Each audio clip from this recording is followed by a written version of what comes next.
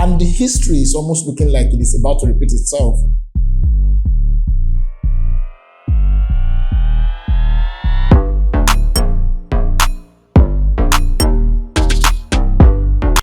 Hi guys, welcome yet again to this week's edition of my View Your View. Today on politics, of course, what we do here is to give you updates as to what is happening in our nation politically and across the 36 states of the Federation. A whole lot has happened in the last week, and we're just going to be running through each of these things one after the other. Of course, we know that, in the last governorship election in Osun State, the PDP candidate won, but the incumbent governor of the state have been throwing tantrums, and of course this past week petitioned the winning of the People's Democratic Party's candidate, Mr. Senator Adeleke. Hopefully they will be back in court, this coming week while the election results are challenged. I really do not have any idea, neither do I understand what exactly Oyetola, who is the incumbent governor of Osun State, is driving at. Of course, records have shown that there has been several election malpractices, of course, also leading to how Oyetola won his first election into the governorship seat. But for the very first time, and very shocking to him, the election did not go his way. And now he is threatening and, of course, throwing tantrums and petitioning here and there to have the election results challenged in court. But again, this is Nigeria where anything is possible. If he had won this election, either free, fair, credible or not, of course, we know that all of this happening would not have happened or been happening. But Oyetola believes that there were election malpractices in this very last election simply because the results of the election didn't go his way. Like I used to say, that when the best trigger is unable to rig an election, he begins to threaten the person who eventually won. But again, like we have always said on this show, that it's like the people are becoming wiser and their eyes are opening by the day. People are beginning to choose who they want to lead them. This is that time. We are in that season. We are in those times, those moments that we have always expected as a nation to come to, where people will be able to, come to, the polls and choose who they want, not by who the party presented, but by the person who is able to defend the mandates and manifestos that they have brought forward, right? Of course, this is 2022, and ahead of the 2023 general elections, a whole lot of such things will happen where the people who expected to win elections, maybe because of party structures, money available, and the likes, will not be able to gain ground. But let's go, right?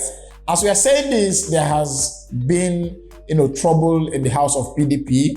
Of course, we know that since the presidential primaries of the People's Democratic Party, there has not been peace. Of course, with, the troubles that arose when Atiku Abubakar won the presidential seat yet again for the party. Of course, he said before that primary elections that he has never, ceased.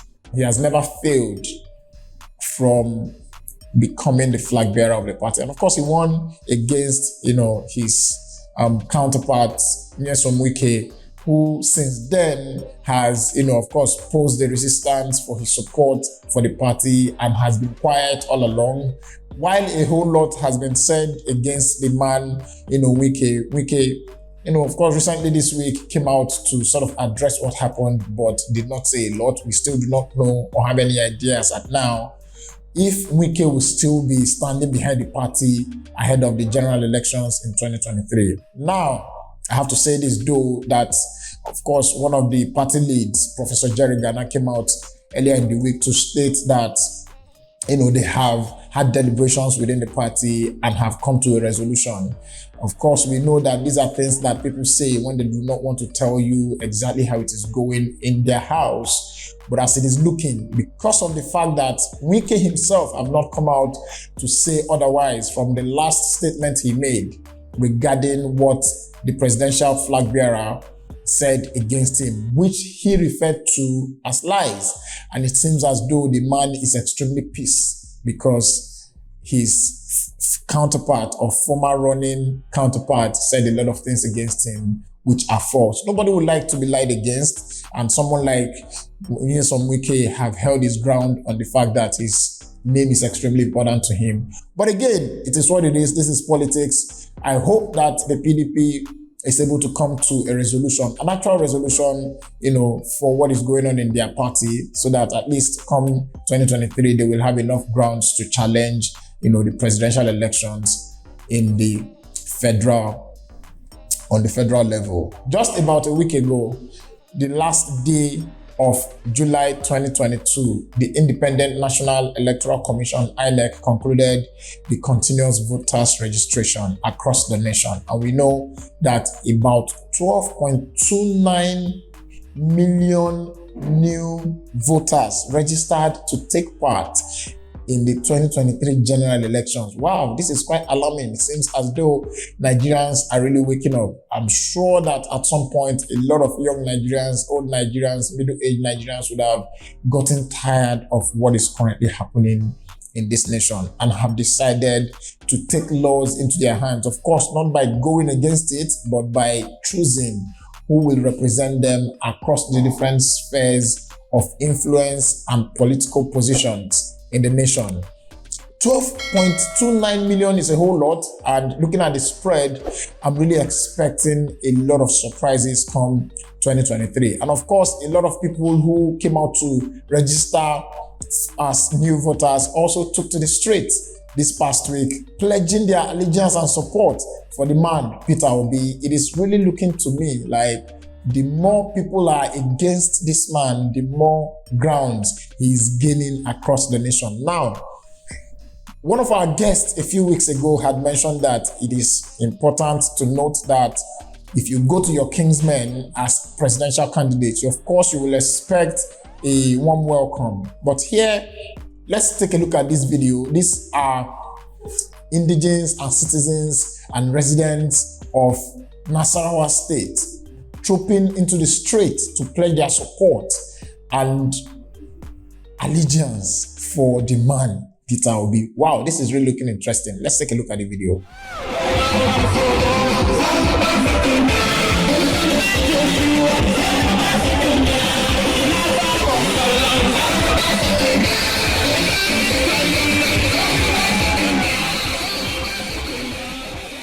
Welcome back. That was the supporters of the Labour Party candidate, Mr.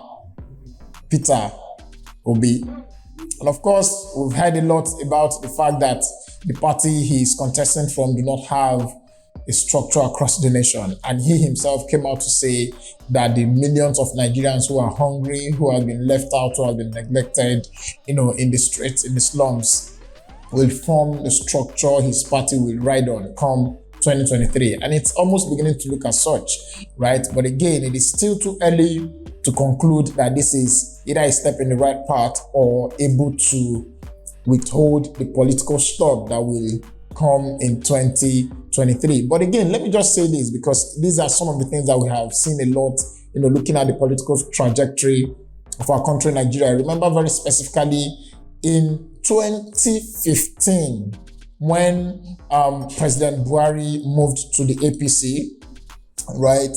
How, of course, the opposition party, PDP at the time, came with a lot of accusations and allegations against the man. Of course, first it was the fact that he did not have a first school living certificate, to him not being qualified, to all the many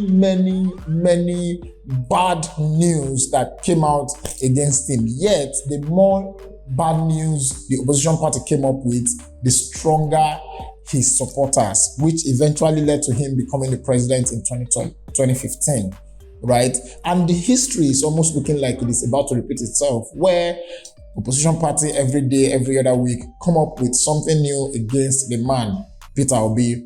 And every time these things hit the internet, you will see his supporters come and discredit it. As in, some will even tell you that regardless of whatever you find out against the man, we are just tired of this kind of government. Of course, speaking of the Buhari government, this kind of government generally. If you remember, this was how the direction of the election went in 2015. People were just so tired of the PDP, who had been in power for 16 years at the time, 1999 to 2015. And then they came out, in their numbers to vote against the, government of the day. And it's almost looking like history is about to repeat itself. Now the question is, will history have enough strength and enough manpower to repeat itself? I'm really looking forward to it, but it's as though, regardless of what is said against the man, his supporters are not backing down. They are moving on continually to pledge their support and allegiance for the man, Peter Obi. Again, let's keep going to see where this leads us as a nation.